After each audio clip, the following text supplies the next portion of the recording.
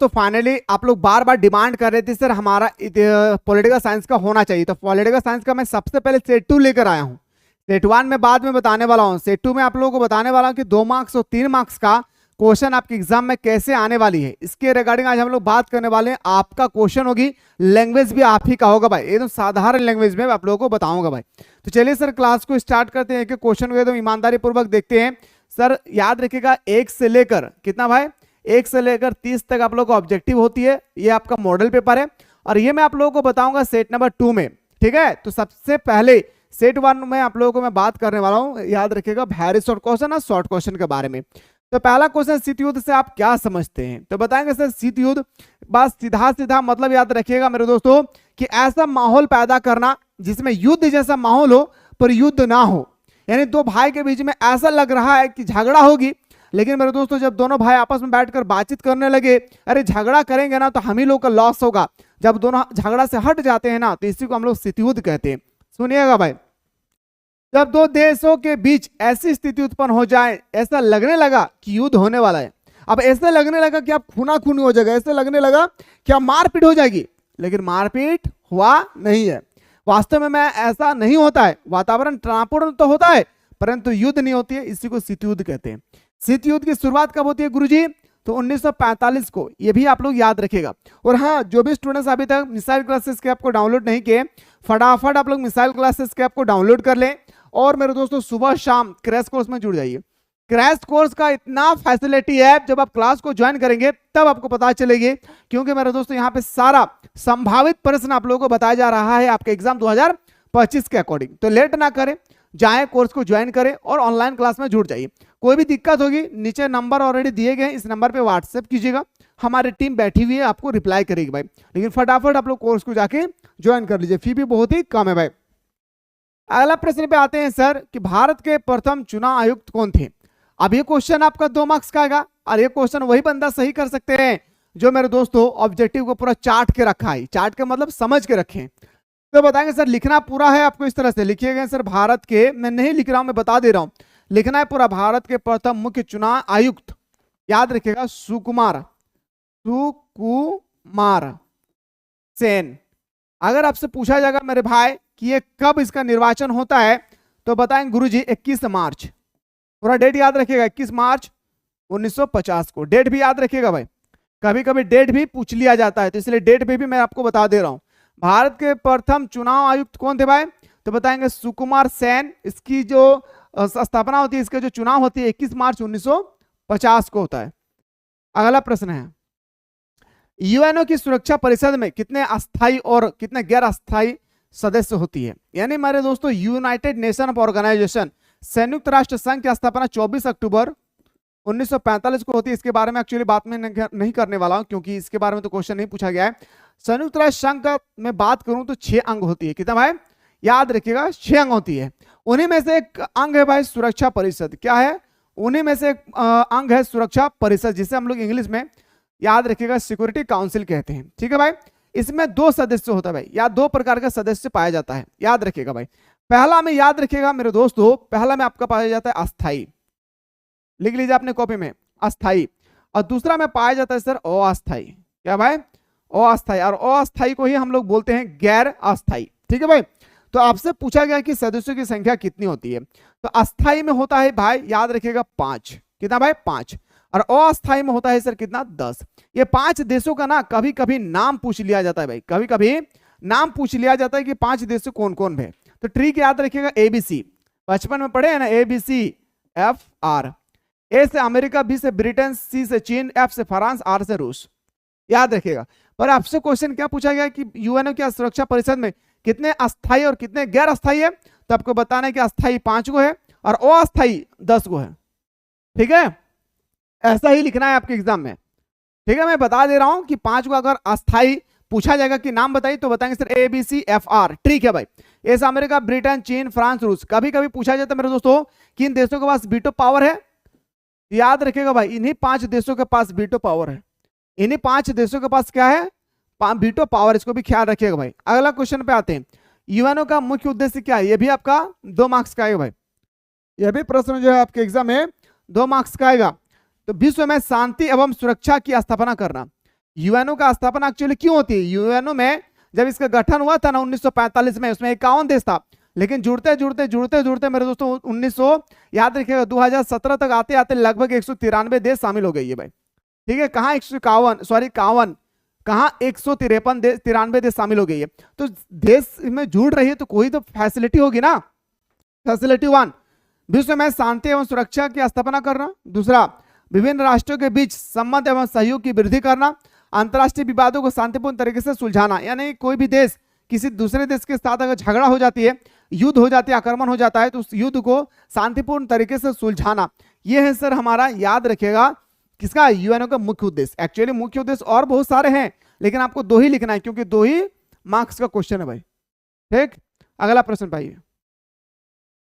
Soviet संघ की राजनीतिक व्यवस्था किसके विचार पर आधारित है? आपसे पूछा गया कि जो सोवियत संघ है ना भाई, ये सोवियत संघ किसके विचार पर आधारित है? सोवियत संघ की राजनीतिक व्यवस्था किसके विचार पर आधारित है?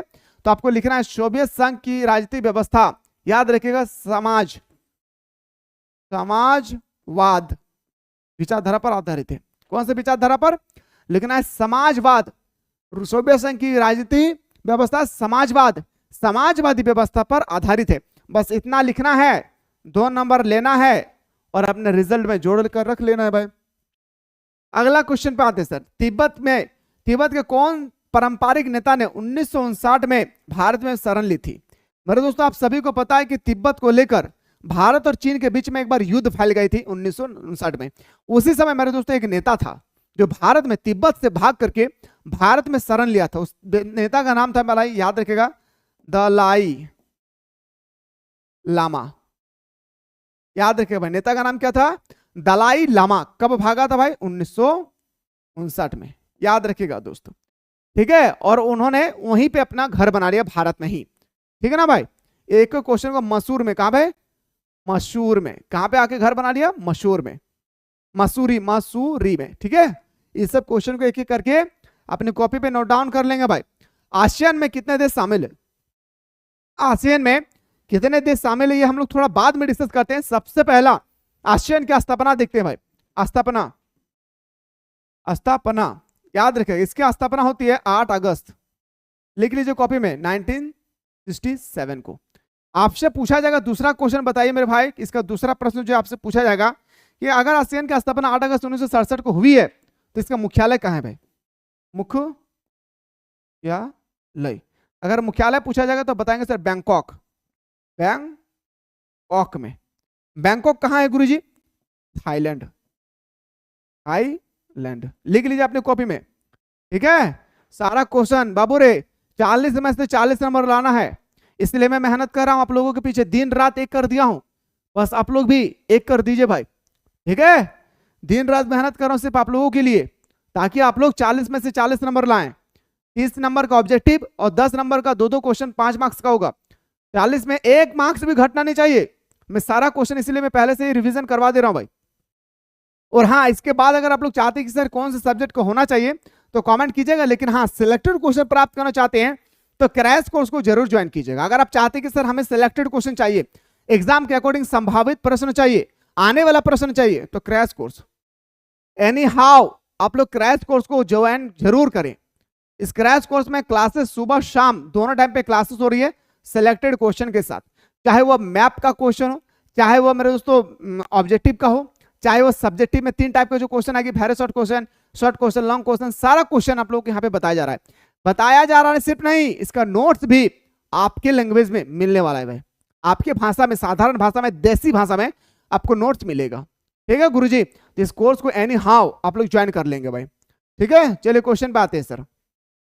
तो हमसे पूछा गया कि आसियान में कितने देश शामिल है, तो बताएंगे सर। देखिए आसियान का मैं देश का नाम मैं आप लोगों को डायरेक्ट मेंशन कर दे रहा हूं। 1 नंबर में थाईलैंड, दूसरा number Singapore, Vietnam, Laos, Indonesia, Myanmar, Philippines और बुर्नो। याद रखिएगा भाई, ये 8 को देश आप लोग नाम याद रखिएगा, ठीक। चलिए अगला क्वेश्चन पे आइए सर। अगला प्रश्न पे आते हैं सर। कांग्रेस पार्टी के संदर्भ में सिंडिकेट शब्द से आप क्या समझते हैं? सिंडिकेट शब्द का मतलब क्या होता है भाई, मैं बता दे रहा हूं। जब मेरे दोस्तों भारत के प्रथम प्रधानमंत्री जवाहरलाल नेहरू की मृत्यु होती है, उसके बाद हमारा आता है लाल बहादुर शास्त्री। याद रखिएगा कौन आता है भाई, लाल बहादुर शास्त्री। और लाल बहादुर शास्त्री ज्यादा दिन तक टिक नहीं पाते हैं। और इसके बाद हमारा आता है इंदिरा गांधी। और इंदिरा गांधी जब हमारे देश में प्रधानमंत्री बनती है, वो महिलाएं, वो कांग्रेस पार्टी के रहने वाली थी। याद रखिएगा कांग्रेस पार्टी में बहुत सारे ऐसे नेता थे मेरे दोस्तों, जिस नेता ने कहा कि आप कांग्रेस में हमारे इंदिरा गांधी को प्रधानमंत्री के पद से हटा दिया जाए। ठीक है, तो जो नेता, कांग्रेस के नेता इंदिरा गांधी को ही मेरे दोस्तों, इंदिरा गांधी के पीछे ही जो लग गया है उसको हटाने के लिए, विपक्ष तो लगा ही हुआ था। जो इंदिरा गांधी थे उनके पार्टी के लोग जब उसको हटाने के लिए लग गए तो इसी को सिंडिकेट कहा जाता है भाई, कांग्रेस सिंडिकेट। कांग्रेस पार्टी के नेता जिनमें कामराज, एस.के. पाटिल, नीलजी गप्पा तथा मोरारजी देसाई, इनमें कुछ को हम इंदिरा गांधी विरोधी कह सकते हैं।